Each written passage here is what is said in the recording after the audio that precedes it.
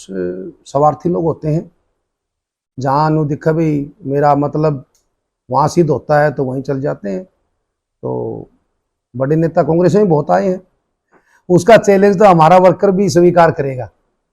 कुलदीप बिश्नोई देखो, उनकी बात तो घना तवज्जो वाली बात नहीं है। देखो, उनका जनाधार जो पहले चौधरी भजनलाल जी का था, इसमें कोई शक नहीं।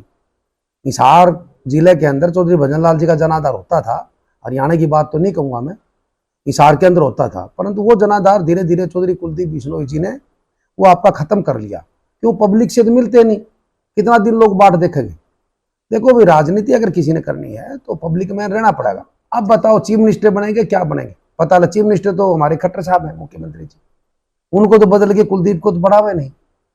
यह तो देखो, मैंने एक दिन पहले भी कहा था, अगर भाई देख ऐसे ही रहना है तो हुड्डा साहब के साथ बढ़िया था उनका संबंध। ऐसी को बात थोड़ी है कि हुड्डा साहब के साथ रहते सभी मिलकर हम कांग्रेस पार्टी को मजबूत। देखो, जो ईडी का मैटर है, सीबीआई का मैटर है, 10 साल कांग्रेस पार्टी का राज रहा, 112 ईडी के मुकदमे हुए, और आज 8 साल के अंदर ईडी के 5300 से ऊपर मुकदमे कर दिए।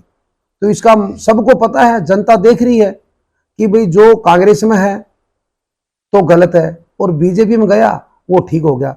और ईडी का डर से ही मेरा मानना है कि ईडी का डर से ही कुलदीप बिश्नोई बीजेपी ज्वाइन कर रही है। और ईडी का डर से ही मेरा मानना है कि ईडी का डर से ही कुलदीप बिश्नोई बीजेपी ज्वाइन कर रही है। बाकी तो कुलदीप बिश्नोई जी ने जब बीजेपी को 14 में छोड़ दिया था तो ये कहा था कि भाई आप किसी भी विश्वास कर लेना, बीजेपी विश्वास मत करना। तो आज वही आदमी अगर नुका में बीजेपी ज्वाइन करी और बीजेपी से बढ़िया को पार्टी नहीं है, तो इसका मतलब उनको ईडी का और सीबीआई का डर है, मेरा मानना है।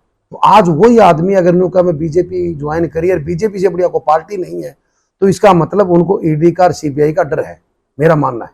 हाँ, बिल्कुल ठीक बात है। मुख्यमंत्री जी को क्या पता, जिसकी देखो जिनका जनाधार हो मुख्यमंत्री तो उसका नाम जानेगा। अब जनाधार तो नहीं है, नहीं कांग्रेस पार्टी के टिकट से चुनाव भी लड़ा और जमानत जब्त होगी, सबसे कम वोट हरियाणा में हिसार में आए उनके, तो जनाधार तो नहीं है, नहीं खुद का जनाधार बहुत जरूरी है।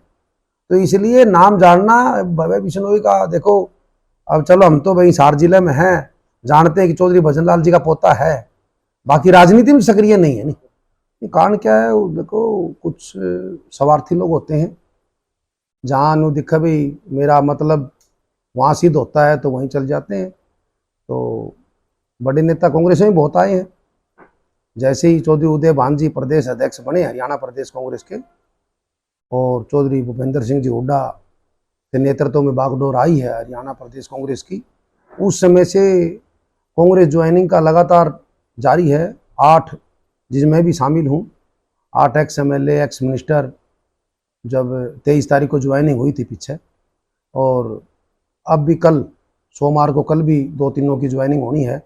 जो पूर्व मंत्री रहे, 6 बार MLA रहे चौधरी संपत सिंह जी, वे ज्वाइन करेंगे, और नारनौल से पूर्व विधायक रहे राम भगत शर्मा जी, वे भी कल ज्वाइनिंग करेंगे। और भी है, और भी कुछ साथी हैं, कल ज्वाइनिंग है। तो देखो, आज का दिन, आगे का जो भविष्य है वे कांग्रेस पार्टी है, और हरियाणा का भविष्य है चौधरी भूपेंद्र सिंह जी हुड्डा है। विधानसभा में एक सीट कम होगी सर आपकी, इस्तीफा दे दिया कुलदीप बिश्नोई ने, तो आदमपुर में उपचुनाव होगा, तो कैसे उपचुनाव को आप देख रहे हैं? नहीं, उपचुनाव कांग्रेस पार्टी के पास बहुत विकल्प है, बहुत कैंडिडेट हैं, जिसको भी हमारे नेता चौधरी भूपेंद्र सिंह जी हुड्डा और चौधरी उदय भान जी भाई दीपेंद्र जी जिसको भी कैंडिडेट बनाएंगे, हम उस कैंडिडेट को 100% पूरा जोर लगा जिताएंगे। कुलदीप जी चैलेंज कर रहे हैं जी, भूपेंद्र सिंह हुड्डा खुद आ जाए चुनाव मैदान के अंदर। उसका चैलेंज तो हमारा वर्कर भी स्वीकार करेगा। कुलदीप बिश्नोई देखो, उनकी बात तो घना तवज्जो वाली बात नहीं है। देखो, उनका जनाधार जो पहले चौधरी भजनलाल जी का था, इसमें कोई शक नहीं। हिसार जिले के अंदर चौधरी भजनलाल जी का जनाधार होता था। हरियाणा की बात तो नहीं कहूँगा मैं, हिसार के अंदर होता था, परंतु वो जनाधार धीरे धीरे चौधरी कुलदीप बिश्नोई जी ने वो आपका खत्म कर लिया। क्यों? पब्लिक से तो मिलते नहीं, कितना दिन लोग बाट देखेंगे। देखो भाई, राजनीति अगर किसी ने करनी है तो पब्लिक में रहना पड़ेगा। जैसे कि भाई दीपेंद्र हुड्डा जी 24 घंटे पब्लिक सेवा के लिए तैयार है, तो इनके अंदर तो एक अहंकार है। और इतना दिन तो ये कहते थे, चलो भाई आई बार जीतते थे, एक बात कहते थे कि मैं चीफ मिनिस्टर बनूंगा। अब बताओ, चीफ मिनिस्टर बनेंगे, क्या बनेंगे पता लगा। चीफ मिनिस्टर तो हमारे खट्टर साहब हैं, मुख्यमंत्री जी, उनको तो बदल के कुलदीप को तो बढ़ावे नहीं। यह तो देखो, मैंने एक दिन पहले भी कहा था, अगर भाई देख ऐसे ही रहना है तो हुड्डा साहब के साथ बढ़िया था उनका संबंध। ऐसी को बात थोड़ी है कि हुड्डा साहब के साथ रहते सभी मिलकर हम कांग्रेस पार्टी को मजबूत। विधायक जी वैसे बोलते हैं कि दाग गंदे हैं, लेकिन बीजेपी में जाते ही दाग अच्छे हो जाते हैं, क्या कारण है? बिल्कुल, देखो बीजेपी आज के दिन में जो बीजेपी षड्यंत्र करके लोगों को गुमराह करके लोगों को दबाने का काम कर रही है। देखो जो ईडी का मैटर है, सीबीआई का मैटर है, 10 साल कांग्रेस पार्टी का राज रहा, 112 ईडी के मुकदमे हुए और आज 8 साल के अंदर ईडी के 5300 से ऊपर मुकदमे कर दिए। तो इसका सबको पता है, जनता देख रही है कि भाई जो कांग्रेस में है तो गलत है और बीजेपी में गया वो ठीक हो गया। और ईडी का डर से ही मेरा मानना है कि ईडी का डर से ही कुलदीप बिश्नोई बीजेपी ज्वाइन कर रही है। बाकी तो कुलदीप बिश्नोई जी ने जब बीजेपी को 14 में छोड़ दिया था तो ये कहा था कि भाई आप किसी में विश्वास कर लेना, बीजेपी विश्वास मत करना। तो आज वही आदमी अगर नुका में बीजेपी ज्वाइन करी और बीजेपी से बढ़िया को पार्टी नहीं है तो इसका मतलब उनको ईडी का और सीबीआई का डर है, मेरा मानना है। भव्य बिश्नोई का नाम नहीं जानते थे मुख्यमंत्री जी, पूछने लगे कुलदीप जी क्या नाम आपके बेटे का? हाँ बिल्कुल ठीक बात है, मुख्यमंत्री जी को क्या पता, जिसकी देखो जिनका जनाधार हो मुख्यमंत्री तो उसका नाम जानेगा।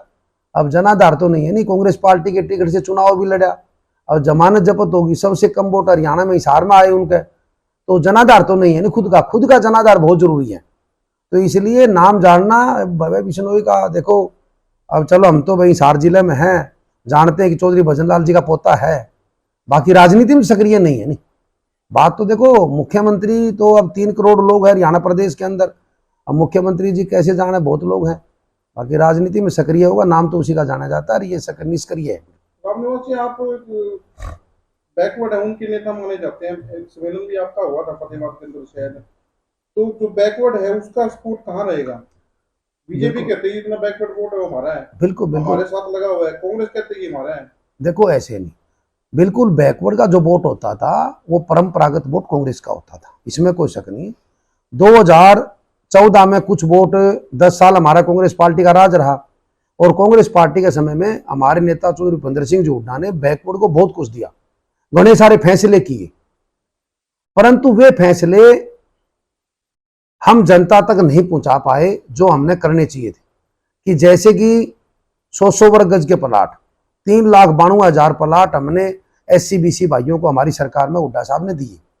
बच्चों को वजीफा, पहली से लेके 12वीं तक का वजीफा हुड्डा साहब ने फ्री शिक्षा करी, वजीफा भी देने का काम किया ताकि गरीब के बच्चे पढ़ लेंगे। और इसके अलावा नौकरी में भी क्लास 1-2 के अंदर बैकवर्ड को पहली बार, कई साल हो गए थे हमारे को सरकार से डिमांड करते हुए, किसी सरकार ने हमारी नहीं सुनी थी, तो हुड्डा साहब ने 10 से बढ़ाकर 15 काम किया और मूल रूप से बैकवर्ड को 10 दिया और BC-B को हमारा 5 दिया। तो ये बहुत सारी योजनाएं हैं, जैसे कि माटी कला बोर्ड का गठन किया, कैश कला बोर्ड का गठन किया, चेयरमैन बनाए इनके, और जो पिछड़ा वर्ग आयोग का गठन किया उसके मेंबर, बहुत सारे मेंबर बनाए हमारे। तो हमारी सरकार में होता था काम, बैकवर्ड की बड़ी इज्जत थी, परंतु इस सरकार ने लोक लुभावने देकर बैकवर्ड को आपके पाछे लगा लिया। परंतु सबसे बड़ा नुकसान अगर किसी का हुआ तो बैकवर्ड का इस सरकार के अंदर हुआ है। जो आपने कई रैलियों की बात मैं आपको बताना चाहता हूं कि पिछड़े वर्ग के साथी, मेरे पास बहुत सारे साथी मिले थे, कई संगठन मेरे को मिले थे, उन्होंने कहा कि भाई ऐसे ऐसे क्रीमी लेयर का मुद्दा है, बहुत सारे मुद्दे थे कि हमारी सरकार नहीं सुन रही। तो उसमें हमने उनको सलाह दी थी कि आप भाई देखो, हम क्या है, धरना हम नहीं दे सकते, क्यों धरना दो भाई, 13 महीने किसानों ने दिल्ली बॉर्डर पर धरना दिया, जब जाके वाले सरकार मानी, इतना दिन बैकवर्ड के साथ बैठ नहीं सकते। तो हमने कहा कि आप सम्मेलन करो, तो उसमें उन्होंने, हमारे पिछड़े वर्ग के साथियों ने यह कहा कि सम्मेलन तो हम कर लेंगे, आप आ जाओगे क्या? मैंने कहा जब भी आप मेरे को बुलाओगे मैं आपका सम्मेलन में आऊंगा। ये सम्मेलन मैं नहीं कर रहा, समाज के साथी कर रहे हैं, जहां भी समाज के साथी कहेंगे वहां मैं उस सम्मेलन में जाऊंगा। और जो सरकार की विफलताएं हैं और हमारी सरकार के अंदर जब हुड्डा साहब ने काम करे उनके बारे में बताने का काम करता हूं, ताकि हमारे बैकवर्ड के आदमी समझे और इस सरकार को उखाड़ फेंकने का काम करें। 2024 में आने वाली सर, बिल्कुल कांग्रेस सरकार बनाई है, क्या रहेगा? देखो मैं आपको बता रहा हूं कि मैं बहुत सारी जगह जाता भी हूं, मिलता भी हूं लोगों से, पब्लिक में मैं बात भी करता हूं, चाहे उसमें किसान भाई हो, चाहे मजदूर हो, चाहे गरीब हो, चाहे व्यापारी हो। आज हर वर्ग दुखी है इस सरकार से। देखो हर रोज फिरौती मांग रहे हैं, आज बता 80 में कितने मर्डर हो गए, ये देखो, कानून नाम की कोई चीज नहीं है। तो देखो आज मैं आपको सही बताता हूं कि हर वर्ग दुखी है, हमारा बैकवर्ड भी दुखी है, मेरे को बताते हैं कि दुखियां, परंतु आज सरकार तो कौन बदला हमारे से? सरकार तो 24 में बदलेंगे हम। तो आज हर वर्ग दुखी है।